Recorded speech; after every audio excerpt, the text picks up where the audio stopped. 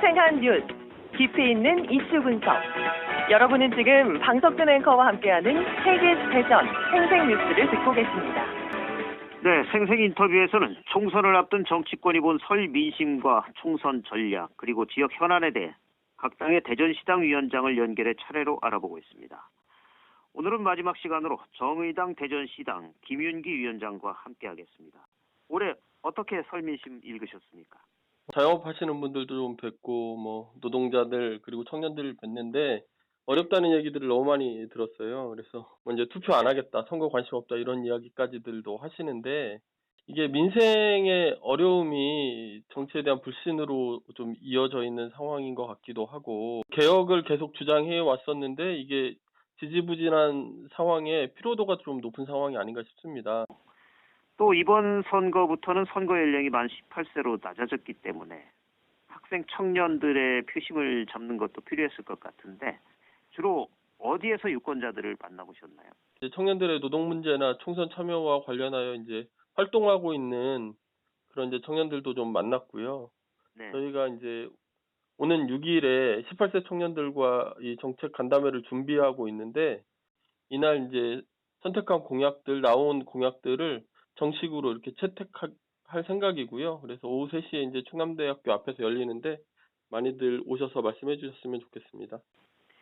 특히 청년 일자리 문제 이거 반드시 해결을 해야 되고 한데 이 경제와 관련된 민심은 구체적으로 어떻게 들으셨나요? 최근에 이제 청년들을 만나기도 하지만 그 이전부터 쭉 만나왔었거든요. 그래서 이제 다양한 직업과 활동을 하는 분들을 만났었는데 이제 이분들이 하시는 말씀들 중에 좀 인상적이었던 것은 이제 청년 문제를 따로 떼내서 고민하기보다는 우리 사회 전체가 겪고 있는 불평등, 주거, 노동, 소수자 차별 이런 문제들을 함께 해결하고 하는 대안이 필요하다는 거죠. 연못에서 물 몇 바가지 퍼낸다고 이게 달라질 게 없고 지금은 연못 물 전체를 갈아야 할 정도의 엄중한 상황이다라고 하는 이야기들을 좀 들었고요. 총선 1호 공약으로 청년 기초 자산 제도를 말씀드렸습니다. 또 이제 부모 찬스를 쓸 수 없는 청년들이 사회에서 자립할 수 있도록 하기 위해서 최소한의 종잣돈을 사회적으로 마련해 주자는 취지의 공약이고요.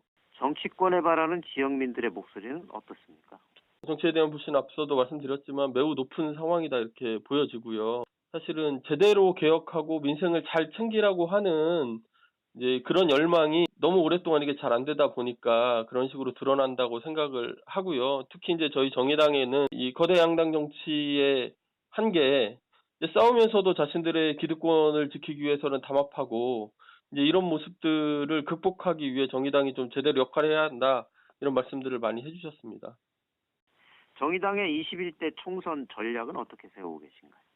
일단 저희들은 촛불 개혁이 아주 미진한 상황이다 이렇게 보고 있고요. 특히나 이제 노동과 민생 부분에서는 사실상 개혁이 정지하거나 후퇴하고 있다 이렇게 보고 있습니다. 노동이나 민생에 대해서는 이제 정의당이 전문가이고 적임자라고 생각을 하는데요. 이런 중단된 개혁을 이제 다시 끌어나갈 새로운 전기를 마련하기 위해서는 21대 국회에서 정의당이 교섭단체로 성장해야 된다 이렇게 저희들 보고 있고요. 이제 저희가 정책적으로는 3가지 방향을 잡고 있는데요.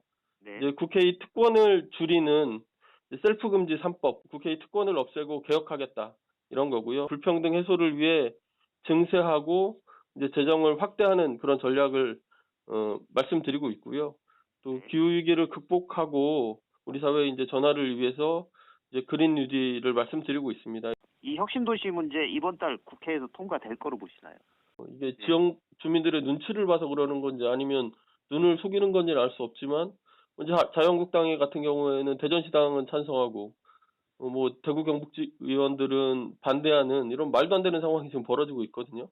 2월 국회에서 통과되지 않는다면 아마 자유한국당이 강력하게 심판을 받을 것이다 이렇게 보고요.